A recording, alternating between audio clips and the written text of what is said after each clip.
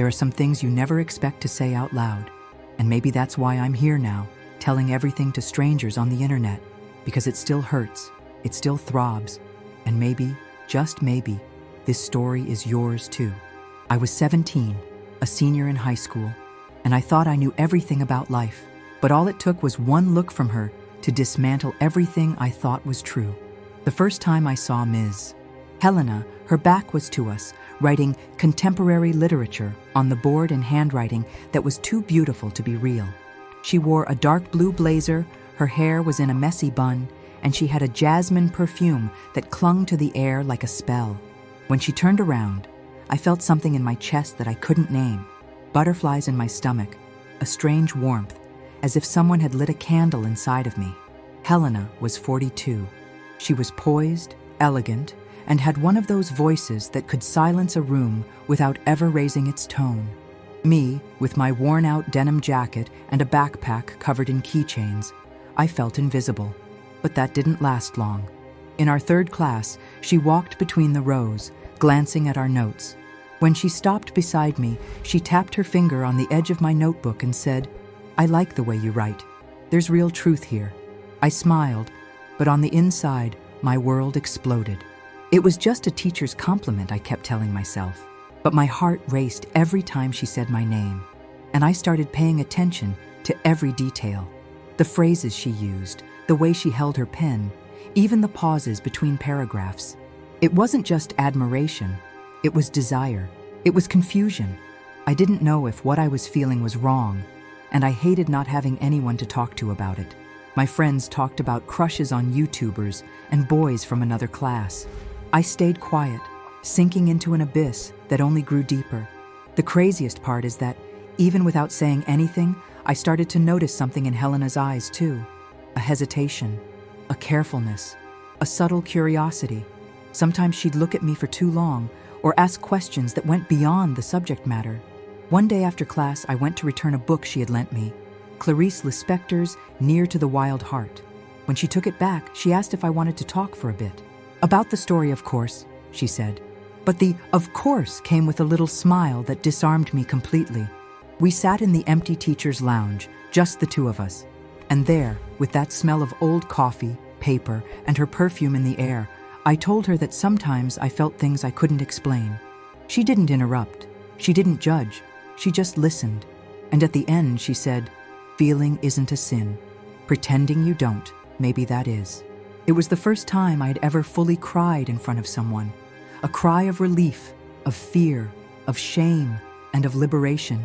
And she handed me a tissue, placed her hand over mine and said, "You are so much stronger than you think." That's where everything started to spin out of control. Nothing physical happened in that moment or for a long time after, but my heart was already hers. I started writing letters I never sent, poems hidden in the last pages of my notebook. And at the same time, I was terrified someone would notice, because even if nothing had happened, just the feeling itself felt like a secret too heavy to carry.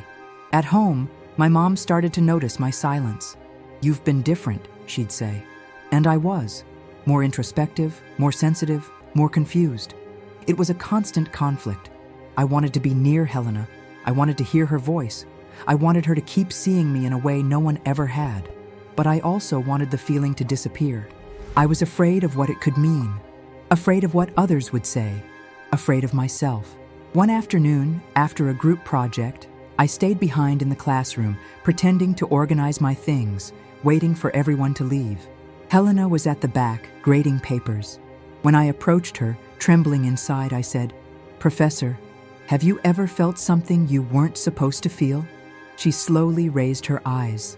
A thick silence hung between us. And then she said, "Many times." My heart pounded. I wanted to ask more, but she stood up and said it would be better to talk another day. And before she left, she slipped a folded note between the pages of the book I was carrying. I didn't read it until I got home. Her handwriting was firm, yet gentle. There are truths that only time allows us to confess. But when that happens, may it be with courage. I slept with that piece of paper under my pillow. From that day on, something between us shifted. Everything felt more intense. Our eyes searched for each other more often. Our conversations lingered, even when the topic was just literature, and the words, more and more, carried double meanings. A whirlwind was consuming me. I was falling in love with someone 25 years older, with a woman, with my teacher, and it was a secret far too big to fit inside me. If this story is already making your heart ache, comment down below. There are truths the heart holds in silence. I'll read every single one. And if you've also lived a love that seemed impossible, share it with me. This is our safe space. And while you're at it, if this story touched you, subscribe to the channel now, because what comes next will stir you even more. The following weeks were a constant exercise in self-control. I'd wake up thinking of her, spend the day trying to act normal, and fall asleep replaying every word, every shared glance. School, which once seemed like an ordinary place, became an emotional minefield I didn't know how to navigate. My classmates started commenting that I seemed distant, distracted, quieter than usual. And they were right. Because while everyone else was making plans for college applications, all I could think about was Helena's smile and the last line of that note she left me. With courage. But how could I be courageous when everything felt so wrong in the eyes of others? When a simple suspicion could destroy her career and stain my own story forever? We never touched on the subject directly, but our silences said so much. One day, during an activity, she asked each student to write a free-form text on the theme of confession. I trembled inside. The pen felt heavy in my hand. It was as if she knew, as if she had dared me to let out what I was hiding with so much force. And I wrote. A disguised text, of course, about a girl who loved her piano teacher, who heard more than just musical notes in those lessons, who felt her chest tear apart with so much guilt, but also so much truth. When I handed in the paper, my hands were shaking. Helena read it right there, without looking into my eyes. But I saw the moment she held her breath. When she finished, she simply said, "Thank you for your courage." And she didn't say anything more. But that day, she left a bookmark in my notebook with a highlighted quote from Virginia Woolf. Every secret of a writer's soul, every experience of his life, every quality of his mind is written large in his works. I started to feel that she was fighting something too. There was a gleam in her eyes when we spoke alone, but also a boundary, an invisible break, as if she hated herself for feeling it, and at the same time, couldn't help it. And that was killing me, because I wanted a clear gesture, a word that would break down the wall between us. But all we had were metaphors, pauses that lasted too long, and glances that said, if only this were another time. The climax came on the day of the cultural field trip. We went to visit an art exhibition downtown.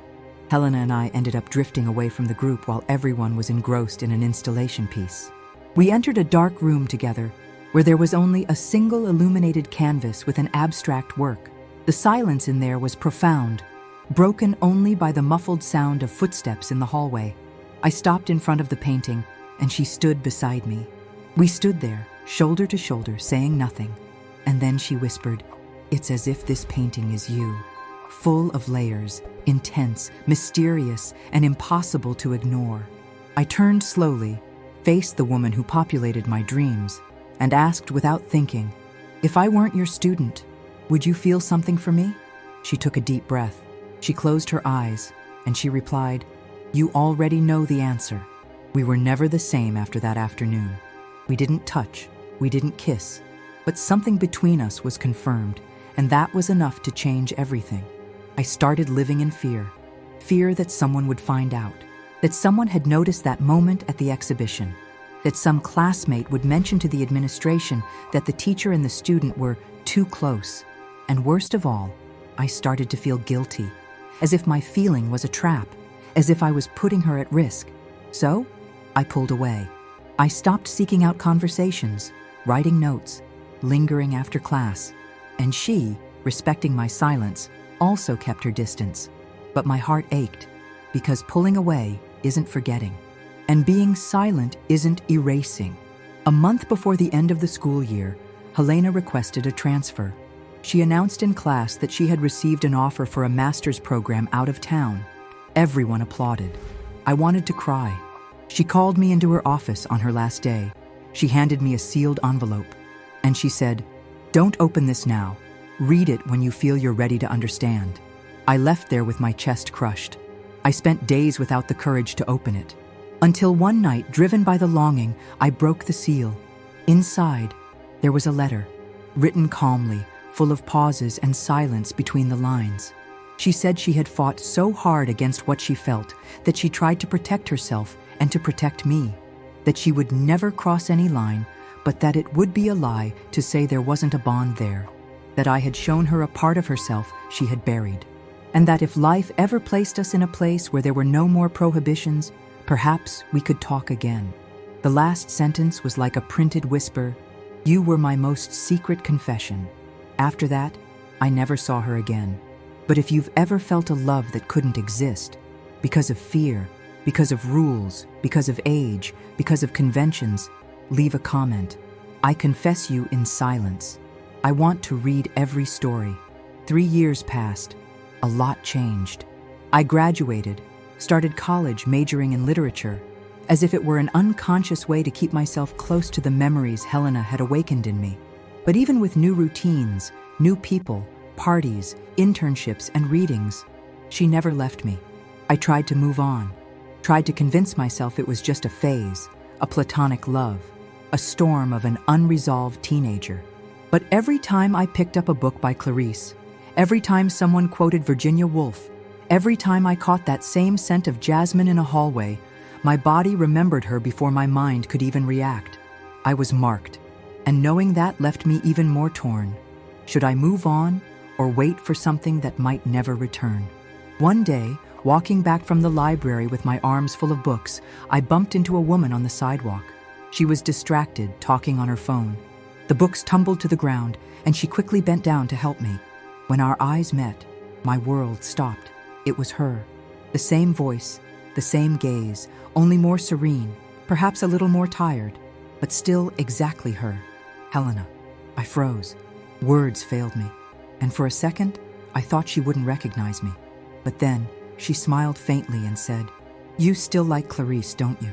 My heart beat so hard I thought I was going to faint right there. I swallowed hard and smiled back, trying to appear adult, confident, mature. "More than ever," I replied. She told me she had moved back to the city a few months ago, that she was now teaching at a private university, and that she was single. That last detail was dropped as if it meant nothing, but it meant everything. We said goodbye with a quick hug, and she handed me a business card with her professional contact information. "If you ever want to talk," about literature, of course. The "of course" again, accompanied by that half-hidden smile I knew so well. I spent 3 days with that card on my nightstand, until I worked up the courage and sent an email. To the point. Simple. "Hi, Professor Helena. I'd like to talk about literature." She replied the same day. Wednesday, 6 p.m., Café Aurora. I arrived there with my heart pounding. She was already seated, reading. When she saw me, she stood up with that same carefulness as always, as if everything around her deserved silence. We talked for almost 2 hours, about books, movies, longing. She told me she had almost written to me other times, but was afraid it wasn't the right moment. I told her I had read that letter dozens of times, that I had cried with it, and that ever since, I had never allowed myself to feel something so true again. The silence that followed was dense. The ambient music seemed to fade away, and then, with a simple gesture, she placed her hand over mine. I still feel what I felt, but now we can talk about it. I was shaking. I was an adult now. I was no longer a student. There were no more rules, no school walls, no imminent judgments. And for the first time, we allowed ourselves to sit there, with our eyes locked, without needing to look away, without fear, without guilt. Our meetings became frequent, still with care, with discretion, but now with room to breathe. We would walk through parks at night, discuss books, laugh at our generational differences. Me, with my impulsiveness, my thirst to live everything at once. She, with her patience, her calm, her way of balancing me.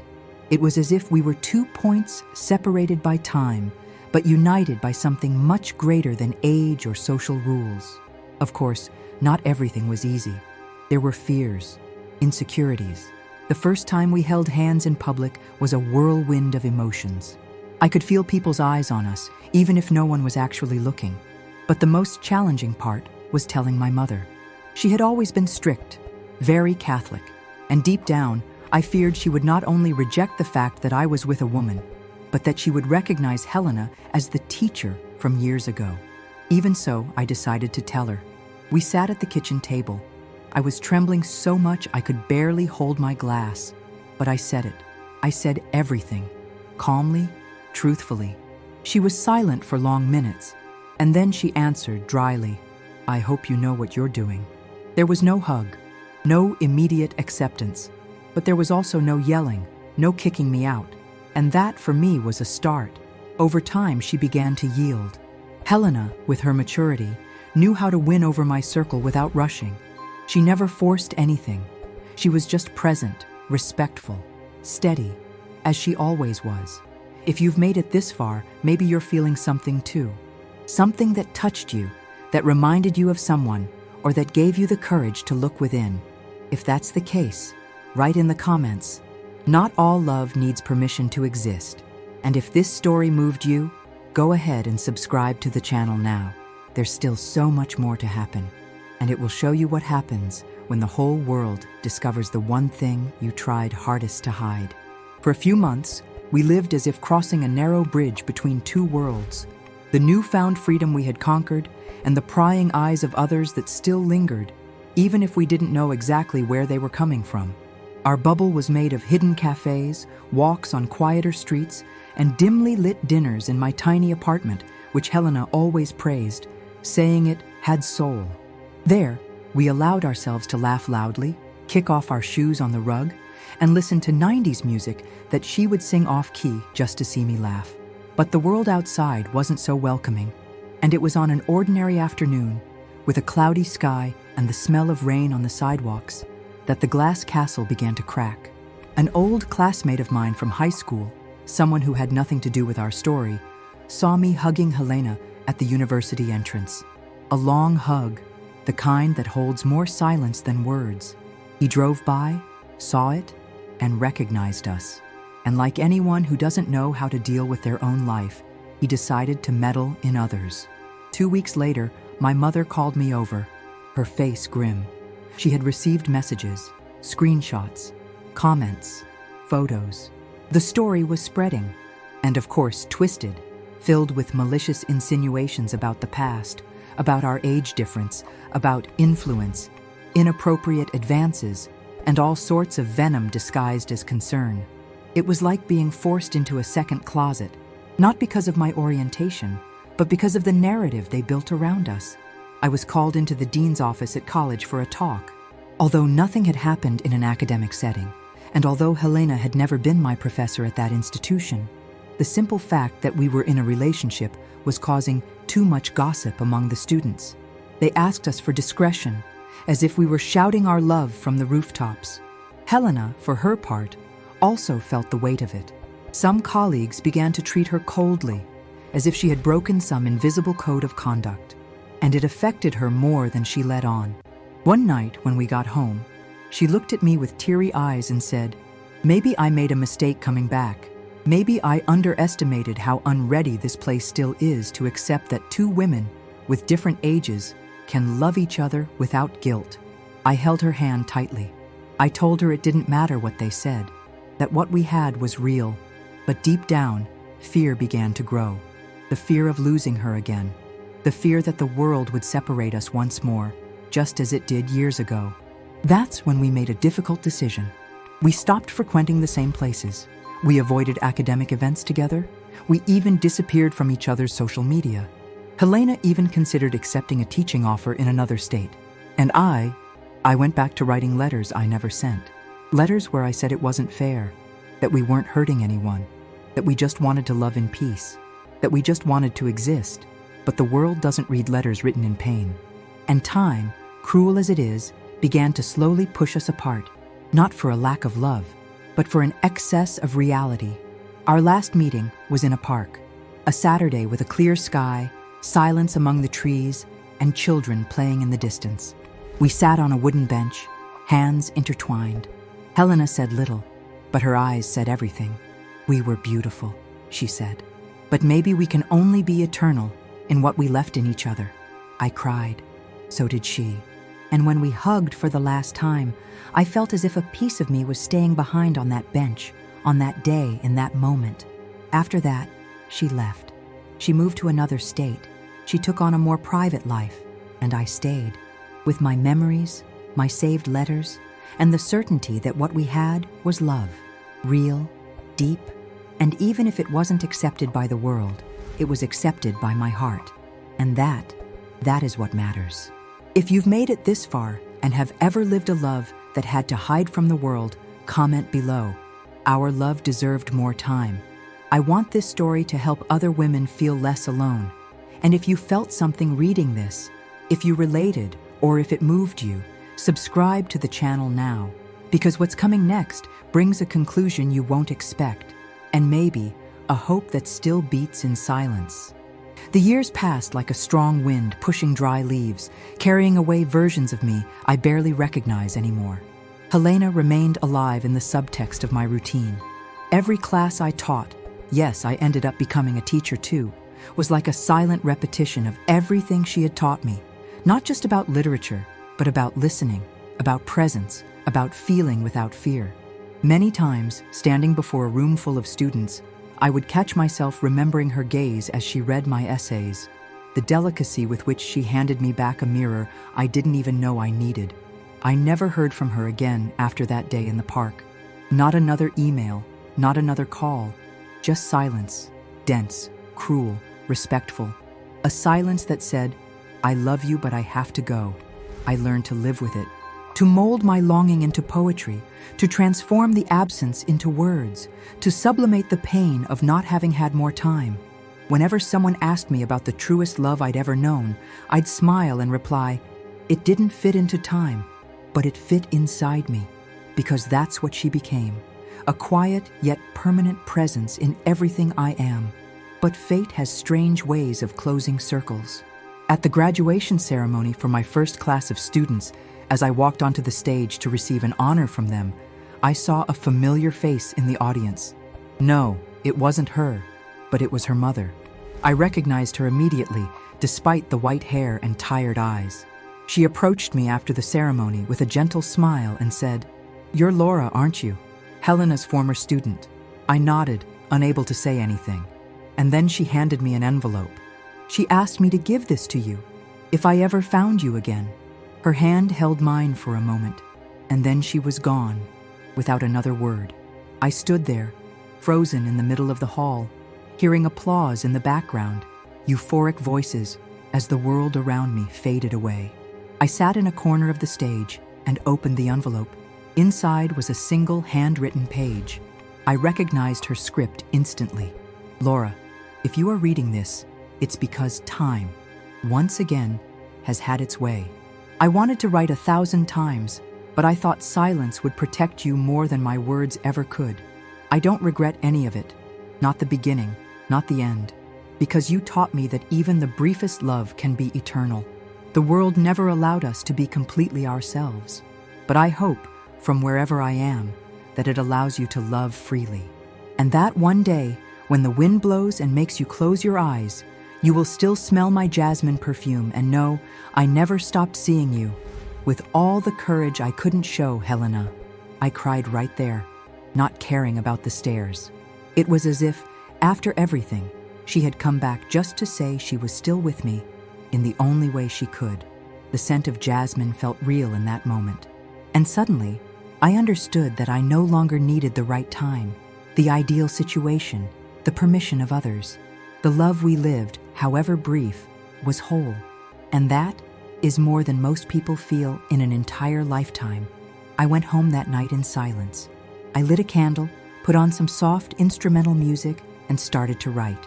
Not to her, but for me. For all the women who have loved and been silenced.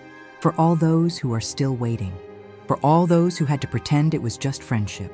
For all those who had to smile at someone else's altar with their heart beating for another. For all those who keep confessions in locked drawers. If you've made it this far, take a deep breath. You are not alone. This story is mine, but it could be yours too. And if it touched your heart, if it somehow awakened memories or scars, comment here. I loved you in silence, but it was never less for it.